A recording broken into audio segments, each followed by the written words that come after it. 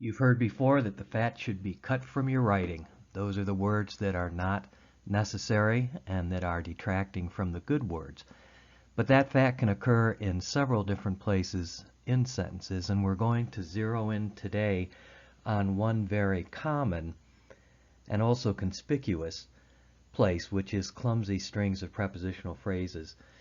These are something like belly fat. They're highly visible, and we're going to look at liposuction techniques to remove some of that wordiness.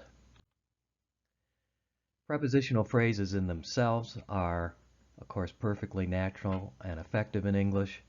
They are unavoidable, but they can become unwieldy when they gather in clumps, which they can have a tendency to do.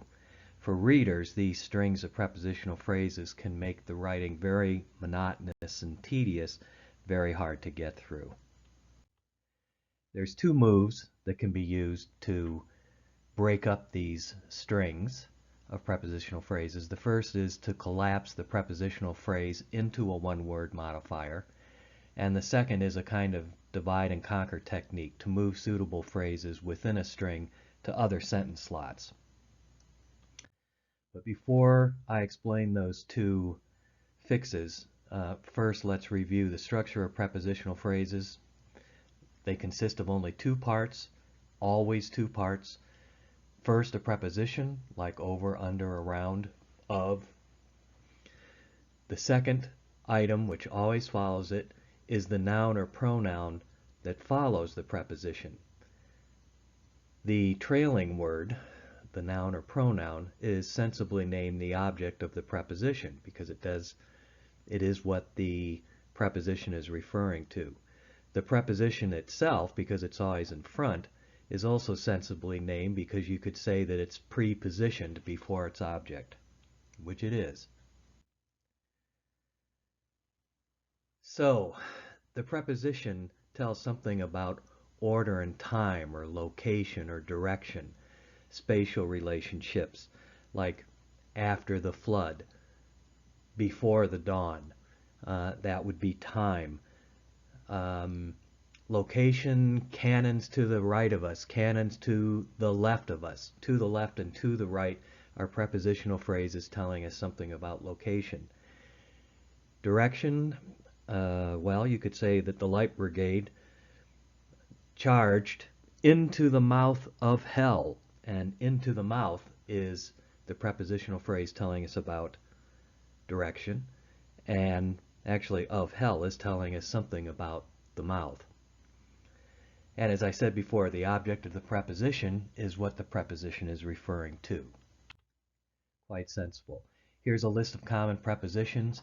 You know how to use them. You use them instinctively without thinking much about it. But when you write, you may need to think a little bit about it. And what do the prepositional phrases do? Very simply, they are modifiers, and they function just like one-word modifiers, like adjectives or adverbs, if you're familiar with those words. Each of these phrases, though, functions as a unit. The entire prepositional phrase functions as a unit that modifies another word or words. So here are some examples. The store on the corner. I've put the prepositional phrase in each example here in square brackets. On the corner tells us something about the store. The boat by the lake tells us something about the boat. Which boat? The one by the lake. And in these instances, you'll notice that the prepositional phrase follows the word that it's modifying directly. But that's not always the case. Frequently, they appear in that slot immediately afterwards, so you look upstream to see what the word is that is being modified by the phrase. One-word modifiers, though, are usually slotted right in front of the word that they modify. So in this example, stone modifies chimney. It's a one-word modifier, the stone chimney. Of the cabin tells us something about the chimney, but it's a prepositional phrase, so it follows it. We could have said the chimney of stone, and in that case, of stone would follow chimney. So these modifiers will be in different places depending on whether they're a prepositional phrase or a one-word modifier. And sometimes prepositional phrases modify words in other sentence slots. It doesn't have to be the word directly in front. These are more likely to be prepositional phrases that are acting like adverbs that are modifying a verb, which is the case here. They were abandoned up a creek without a paddle. Now both of those phrases are modifying abandoned.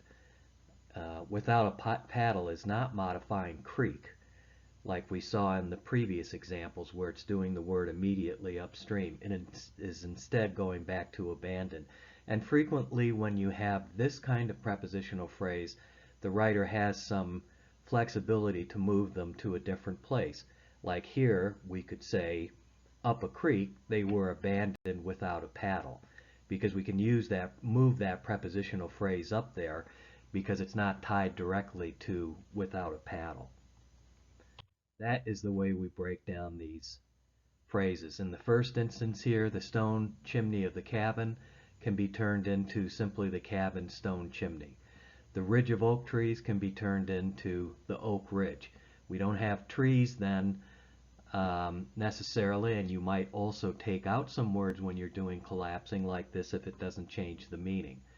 But you see how it can be reduced to a one-word modifier. And the real clumsy examples are when you have a cascade of prepositional phrases and each one is modifying the object of the phrase in front of it.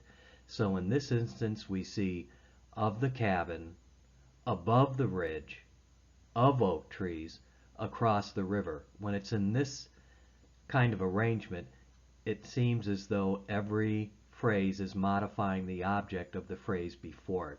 It's a kind of cascade, but it drenches the reader with unnecessary words that are hard to get through. Now here I did a revision. The original is there, which came from a work of fiction. He saw the stone chimney of the cabin above the ridge of oak trees across the river. In the revision, we've reduced two of those phrases. Across the river, he saw the cabin stone chimney above the oak ridge. It's not a small thing, because if the reader is wading through a lot of these in many sentences, it becomes very tedious. But you'll also notice that this example utilized Smart Move 2, which is to break up clumps by moving a phrase to another position in a sentence. And we can do that here with across the river, because it's really modifying saw if we move it to the beginning of the sentence, and the meaning is essentially unchanged then. So one advantage here is you've broken up the prepositional phrases that are all together. The other thing is that you've varied the sentence opening, because you've moved a prepositional phrase to the beginning. It's a good place for that one to be because it's not as specific as the others. It's across the river. That's the big view. Then the sentence goes on to narrow down in its description. This is another example which comes from some business writing. I'll pause here for a moment, or you can simply pause the video to read this sentence.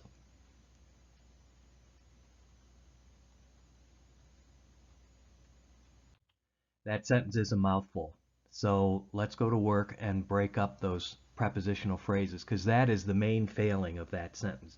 At the beginning, we had the objective of the marketing research project, and in the underlined portion I changed that to the research objective. That essentially says the same thing. If it's important to say marketing, then we could say the marketing research's objective, but it's still easier to get through. Later in the sentence, we have the nature of the buying behavior of consumers in selected metropolitan areas of the country. Now that is a mouthful, but it can be reduced. I would argue this says essentially the same thing. I switched metropolitan areas to cities, but It all comes down to consumer behavior in selected U.S. cities. And at the end of that sentence, at the tail, we had that have a high percentage of affluent households with high volumes of discretionary income. Well, there's quite a bit of fat in there. Affluent, of course, would be lots of discretionary income. But this is the way people often when there are series of these prepositional phrases, they actually repeat information. And I would argue that you could replace all of that with of affluent households. So there is the original, and then the revision you can see is so much shorter. In fact, it's 20 words, whereas the original was 39 words. I would argue that the meaning is essentially the same, and there's 49% less fat. Like someone pedaling a bike with a rusty chain, readers must work harder to get through wordiness and arrive at the meaning. And if they have to do that, they are not going to enjoy the ride as much, and they're not going to enjoy the writing. For more on this writing tactic and creating your own writing style, you can visit the resources at the website beyondgrammarrules.com. In particular, there's a post entitled Make the Most of Modifiers, which also has to do with moving modifiers to different slots in a sentence to increase their impact. And there's also another video on erasing needless words, but in this case it's different words. Thank you for watching.